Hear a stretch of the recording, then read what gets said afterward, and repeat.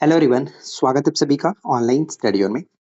आज हम इस वीडियो में बात करेंगे बिहार स्पेशल जीके, जो कि आपके आने वाले 71st बीपीएससी, एएसओ, बीएसओ और बिहार एसएससी एग्जाम में हेल्प करेगा। इसमें मैंने सभी टाइप के क्वेश्चंस इंक्लूड किए, जैसे कि आपका प्रीवियस ईयर में जो क्वेश्चंस पूछे गए हैं वो भी मैंने इंक्लूड किया, साथ ही साथ जो एक्सपेक्टेड क्वेश्चंस रहने वाले हैं आने वाले पेपर के लिए वो भी मैंने शामिल किया। तो इस वीडियो को आपको एंड तक देखना है, जिसमें 30 एमसीक्यू हम लेकर के चलेंगे बिहार स्पेशल का, और उसमें सभी सब्जेक्ट्स के क्वेश्चन हम इंक्लूड करेंगे। और आप लोग बताइएगा कि आप लोग को इसमें क्या इम्प्रूवमेंट चाहिए। तो चलिए फिर इस वीडियो को शुरू करते हैं और एक एक करके सभी क्वेश्चन को आप टेस्ट के थ्रू लगाते चलिएगा। तो सबसे पहला प्रश्न देखिए क्या है, जो कि बहुत ही इंपॉर्टेंट प्रश्न है कि नमक सत्याग्रह के दौरान बिहार के लोगों ने नमक बनाने के साथ साथ सरकार के विरुद्ध किस कर का विरोध करना विकल्प चुना था। क्वेश्चंस को मैंने बाइलिंगुअल रखा है, तो किसी को कोई प्रॉब्लम नहीं होगा। और आपको पता है कि हमारे इस चैनल पर अब जितने भी एमसीक्यू आते हैं वो सभी के सभी हम बाइलिंगुअल ही रखने की पूरी कोशिश करते हैं। ठीक है, तो आपको पता होगा कि नमक सत्याग्रह के साथ साथ बिहार में एक कर चलाया गया था, जो कि हम कह सकते हैं वो है चौकीदारी कर। ठीक है, तो यहाँ पे हम ऑप्शन डी को टिक करेंगे, इनमें से कोई नहीं। Option D will be correct answer. Second है कि असहयोग आंदोलन के दौरान किसने बिहार में किसानों की अगुवाई की थी।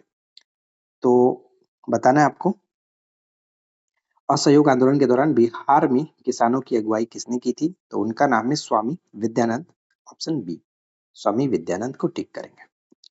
थर्ड क्वेश्चन आता है कि किसने चंपारण सत्याग्रह के दौरान बिहार में गांधी जी की जान बचाई थी।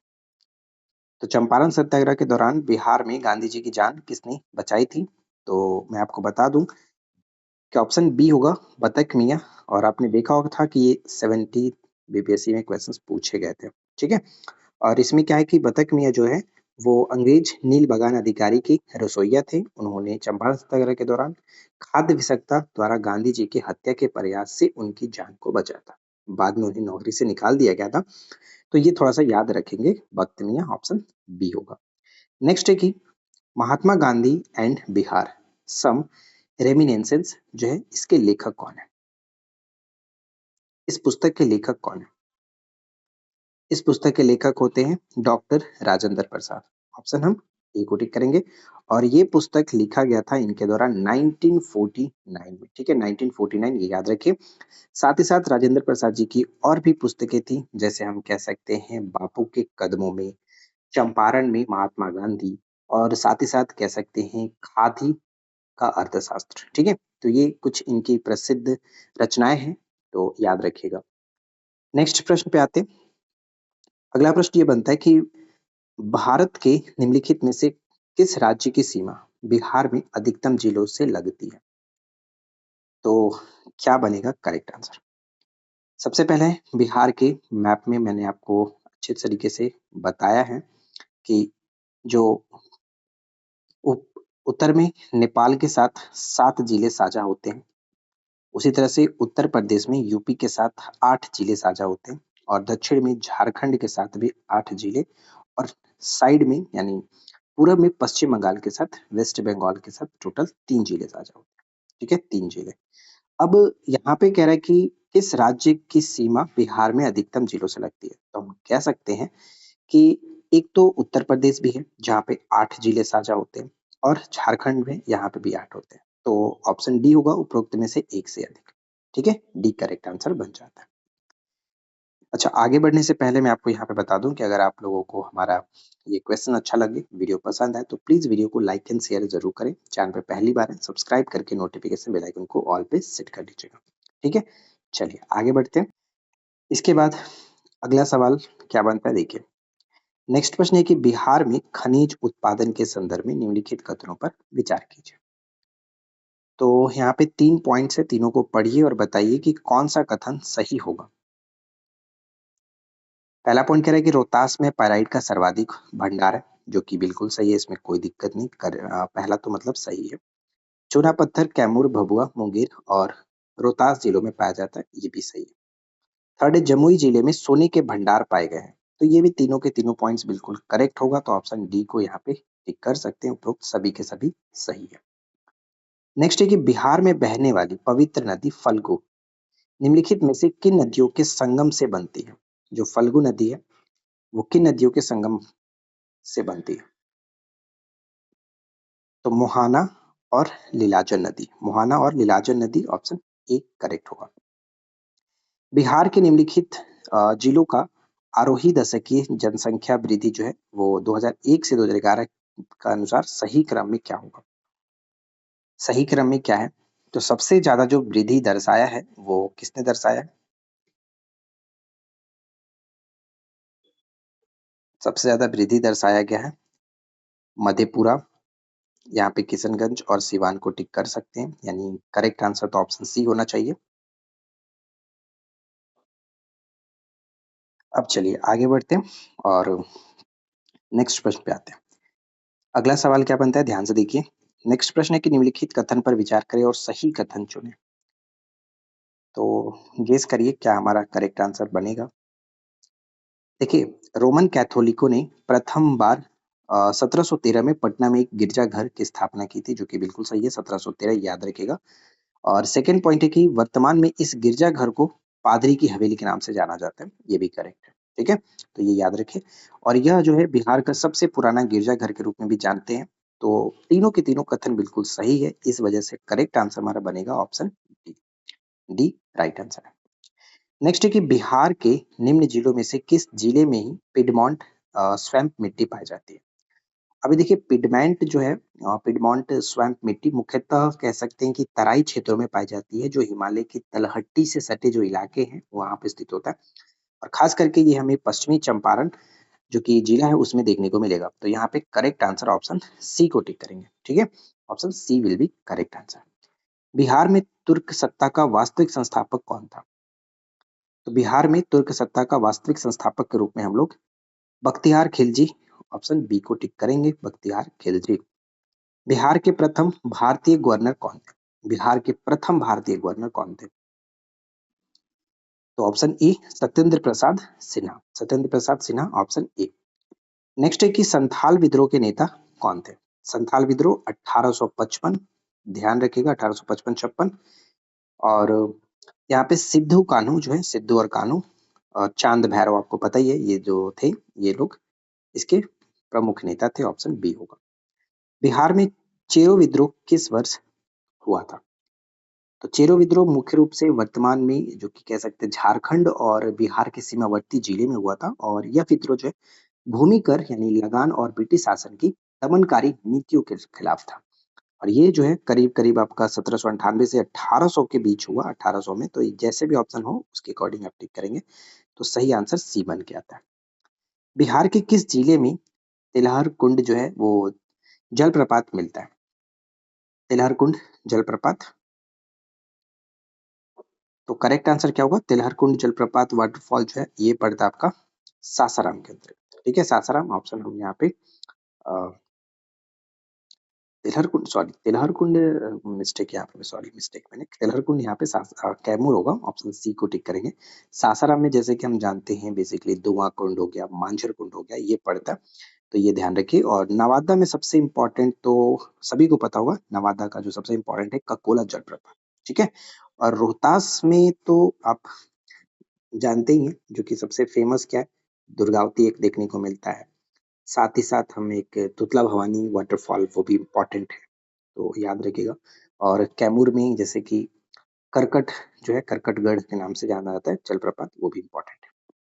अगला है कि एशिया की सबसे बड़ी एवं ताजा जल वाली जो गोखुर झील है बिहार के किस जिले में स्थित है? एशिया की सबसे बड़ी है ताजा जल वाली जो गोखुर झील पड़ता है वो है आपका कांवर झील। ठीक है, कांवर ताल झील ऑप्शन बी। नेक्स्ट आता है कि बिहार के किस जिले को सिल्क सिटी के नाम से जाना जाता है? तो सिल्क सिटी के रूप में फेमस है बिहार में, वो कौन है? तो भागलपुर। इसमें कोई दिक्कत नहीं होनी चाहिए, इंपॉर्टेंट प्रश्न है। बिहार के कृषि जलवायु क्षेत्र में सबसे अधिक जिले कौन आते हैं? तो देखिए मैंने आप लोगों को बताया था इसके बारे में अच्छे तरीके से, अभी 2 से 3 दिन पहले मैंने वीडियो बनाया और उसमें मैंने आपको बताया था क्या, कैसे कैसे बिहार के जलवायु के बारे में बहुत ही बेहतर तरीके से बताया कि टोटल जो कृषि जलवायु क्षेत्र है उसको बेसिकली 3 भागों में बाँटा जाता है, लेकिन पहला एक तो है आपका उत्तर पूर्वी क्षेत्र और एक होता है उत्तर पश्चिमी क्षेत्र यानी ज़ोन फर्स्ट और ज़ोन सेकंड होता है और एक होता है दक्षिण जो है उसको 2 भागों में बाँट दिया जाता है। एक 3 ए करके और 3 बी करके, 3 ए और 3 बी करके डिवाइड किया जाता है, ठीक है? लेकिन सबसे ज़्यादा जो हमें देखने को मिलता है वो कौन-सा है? वो है उत्तर-पश्चिम का क्षेत्र। उत्तर-पश्चिम क्षेत्र जो है इसमें हमें ज़्यादातर देखने को मिलता है और इसमें टोटल कितने जिले हैं वो भी मैं आपको बताना चाहूँ तो इसमें टोटल 13 जिले शामिल होते हैं, ठीक है? इसमें टोटल 13 जिले शामिल होते हैं और जो उत्तर-पूर्व का जो क्षेत्र है इसमें 8 जिले देखने को मिलता है। दक्षिण-पूर्व की बात करें जिसे हम लोग दक्षिण-पूर्व में 6 जिलों को रखते हैं और इसे ज़ोन ए के नाम से जाना जाता है, 6 जिले और दक्षिण-पश्चिम में टोटल 11 जिले और ये कुल मिलाकर के आपका 38 जिले होते हैं। तो क्वेश्चन पूछा गया था कि किस कृषि जलवायु क्षेत्र में सबसे अधिक मिलता है? तो आपका उत्तर-पश्चिम ऑप्शन बी को टिक करें, ठीक है? बी करेक्ट होगा। नेक्स्ट है कि बिहार में प्रवाहित होने वाले निम्न नदियों में से उत्तर की ओर प्रवाहित होने वाली नदियाँ कौन-सी है? उत्तर की ओर यानी ऊपर की तरफ आप समझेंगे, दक्षिण से उत्तर की ओर जाएगा, तो वो नदियाँ कौन-कौन सी है? तो बेसिकली आप देखेंगे अकॉर्डिंग टू ऑप्शन ऐसा कोई भी नदी नहीं जगह कि जो कि उत्तर की ओर प्रवाहित होगा। जो भी नदियाँ हैं वो आपका उत्तर से दक्षिण की ओर प्रवाहित होकर के गंगा में जाकर के मिलती हैं बिहार में। तो बागमती, कमला, कोसी ये तीनों वैसी नदियाँ। तो ऑप्शन डी को टिक करेंगे उपरोक्त में से कोई भी ऐसी नदियाँ नहीं। आजाद दस्ता बिहार के किस आंदोलन के दौरान सक्रिय रहा? तो आजाद दस्ता जो है वो हम कह सकते हैं भारत छोड़ो आंदोलन के समय सक्रिय रहा, डी करेक्ट है। वर्ष 1917 में चंपारण सत्याग्रह से कौन संबंधित नहीं है? तो कौन संबंधित नहीं है? तो यहाँ पे हो जाएगा ऑप्शन डी, राम मनोहर लोहिया जो है इनका संबंध चंपारण सत्याग्रह के संबंध में नहीं था। 2011 की जनगणना के अनुसार बिहार के किस जिले में पुरुषों से ज्यादा महिलाएं? पुरुषों से ज्यादा महिलाएं जो हमें देखने को मिलेगा वो आपका गोपालगंज के अंतर्गत, ठीक है? गोपालगंज ऑप्शन ए, लिंगानुपात वाला जिला भी वैसे गोपालगंज। निम्न में से किस जिले में बिहार का एकमात्र राष्ट्रीय उद्यान स्थित है? तो बिहार का एकमात्र राष्ट्रीय उद्यान की बात करें तो हम जानते हैं कि बिहार में टोटल 13 है जिसमें से 12 आपका अभ्यारण्य है और एक राष्ट्रीय उद्यान है और एक राष्ट्रीय उद्यान आपका पड़ता है ये पश्चिमी चंपारण में। पश्चिमी चंपारण तो करेक्ट आंसर हो जाएगा ऑप्शन सी, ठीक है? बिहार विधानसभा में अनुसूचित जाति में उम्मीदवारी के लिए कितनी सीटें आरक्षित है? अनुसूचित जाति के लिए बात की जा रही है तो राइट आंसर हो जाएगा ऑप्शन ए 38, ठीक है? 38 करेक्ट है। बताइए कि 1913 में पटना में अनुशीलन समिति की एक शाखा की स्थापना किसने की थी? तो पटना में अनुशीलन समिति की एक शाखा की स्थापना की गई थी किसके द्वारा? सच्चिदानंद सन्याल जी के द्वारा। तो सी यहाँ पे करेक्ट होगा। बिहार समाजवादी पार्टी 1931 में इसका गठन किन्होंने किया था? देखिए गाइस जितने भी क्वेश्चन है बहुत इंपॉर्टेंट है तो एक भी क्वेश्चन स्किप नहीं करना है और मैं आपको यहाँ पे करीब 200 से 300 क्वेश्चन ऐसे दूंगा जो कि डेफिनेटली पेपर में देखने को मिलेगा। तो बस वीडियो के साथ पूरा बने रहिए और जब तक ये सीरीज रहेगा आप इसको आराम से देखिए क्योंकि मैं बहुत जल्द कोशिश करूंगा इसको कंप्लीट कराने की। फूलन चंद तिवारी और राजेंद्र प्रसाद ये नहीं होगा, फूलन प्रसाद वर्मा और जयप्रकाश नारायण ये सही है। तो राइट आंसर यहाँ पे बी बन के आएगा, ठीक है? बिहार समाजवादी पार्टी जो कि फूलन प्रसाद वर्मा और जयप्रकाश नारायण बी करेक्ट। सोन और गंगा नदी का संगम बिहार के किस जिले में स्थित है? तो सोन और गंगा नदी का जो संगम होता है बिहार के कह सकते हैं पटना में, तो ऑप्शन बी हो जाता है, बी करेक्ट है। नेक्स्ट है कि बिहार का पहला रामसर स्थल कौन सा है? अच्छा बिहार का ये तो पहला है लेकिन भारत का कौन से नंबर का है ये थोड़ा आप कमेंट करके बताना क्योंकि मैंने आपको इसके बारे में अच्छे से बताया है। तो बताइएगा जरूर कमेंट करके। तो कांवरताल झील जो है बेगूसराय का कांवरताल झील करेक्ट आंसर ऑप्शन सी। और इस वीडियो का आखिरी प्रश्न है कि ब्रह्मयोनी झील जो है बिहार के किस जिले में स्थित है? ब्रह्मयोनी झील बिहार के किस जिले में स्थित है? तो राइट आंसर क्या बनेगा? गया में, ठीक है? Option A. उम्मीद करता हूँ कि ये वीडियो आप लोगों के लिए हेल्पफुल रही होगी। वीडियो कैसा लगा नीचे कमेंट करके जरूर बताइएगा। पसंद आया हो तो लाइक एंड शेयर कर देना है और रही बात पीडीएफ की, तो ये पीडीएफ मैं अपने एप्लीकेशन पर फ्री वाले सेक्शन में अपलोड कर दूंगा, तो आप जाकर के वहां से डाउनलोड कर लीजिएगा।